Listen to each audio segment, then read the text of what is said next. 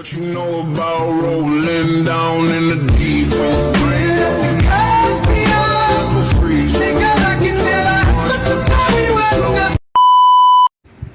Assalamualaikum warahmatullahi wabarakatuh. Saya Megina Vidya Gunawan, mahasiswa jurusan Pendidikan Bahasa Indonesia Universitas Indraprasta PGRI.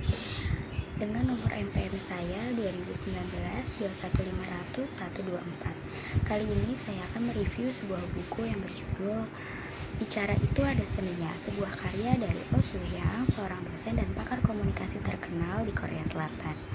Pertama-tama saya akan mereview dari bagian covernya. Cover buku ini berwarna biru dongker dan disertai aksen berwarna orange dan putih pada tulisannya yang membuat buku ini terlihat elegan dan terkesan serius.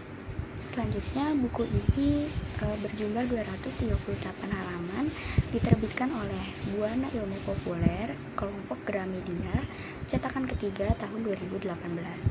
Buku ini dibagi menjadi 5 bab dan di setiap babnya dibagi lagi menjadi beberapa subbab.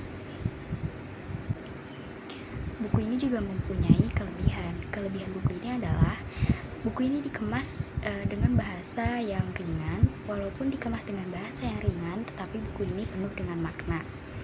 Buku ini juga menceritakan masalah-masalah berbicara dari klien sang penulis.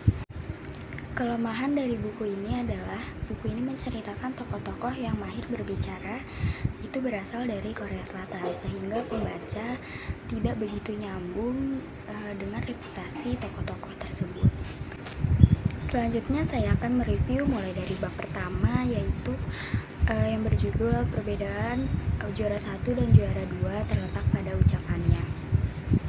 Pada bab ini membicarakan mengenai masalah-masalah yang biasa kita temui dalam hal komunikasi, seperti bicara terbata-bata, suara pelan dan bergetar, gagap, dan tidak berani menatap mata orang lain, serta bagaimana datangnya kesan pertama. Nah, di sini dijelaskan bahwa faktor sangat penting dalam menentukan kesan pertama yaitu ucapan. Di sini dijelaskan bahwa ucapan adalah sangat penting untuk menilai seseorang secara keseluruhan. Melalui ucapan kita dapat memperoleh kesan baik dari lawan bicara dan dapat menunjukkan sisi menarik diri kita kepada lawan bicara. Selanjutnya saya akan mereview bab kedua yang berjudul Pintar Mendengar, Pintar Berbicara. Pada bab ini dijelaskan bahwa sebelum kita menjadi pembicara yang handal, seharusnya kita menjadi pendengar yang baik terlebih dahulu. Pada bab ini juga Oh Soo-hyang mengatakan bahwa komunikasi akan berjalan dengan lancar dan baik, harus mengandung pertanyaan, pujian, dan reaksi.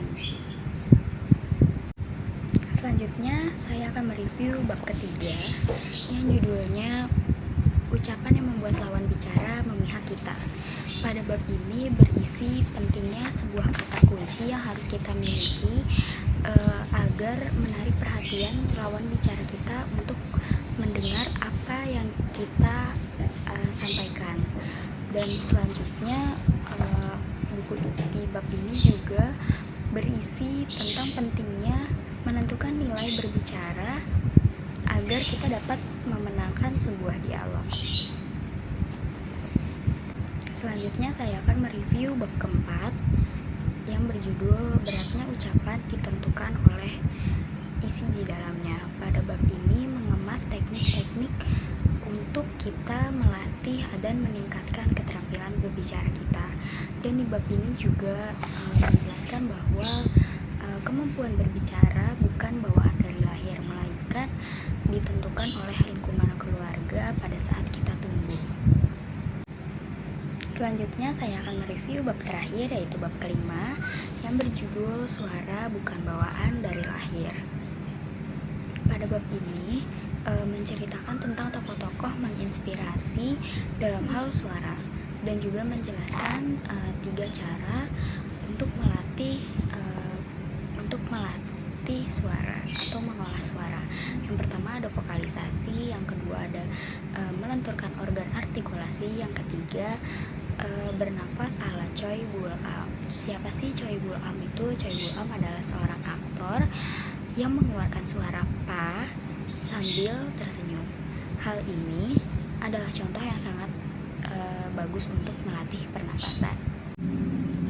Sekian review buku Bicara Itu Ada Seninya yang saya buat. Kurang lebihnya mohon maaf. Wassalamualaikum warahmatullahi wabarakatuh. Who's gonna walk you through the dark side of the morning? Who's gonna rock you when the sun won't let you sleep? Who's waking up to drive you home when you're drunk and all alone? Who's gonna walk you through the dark side of the morning? No, it ain't me.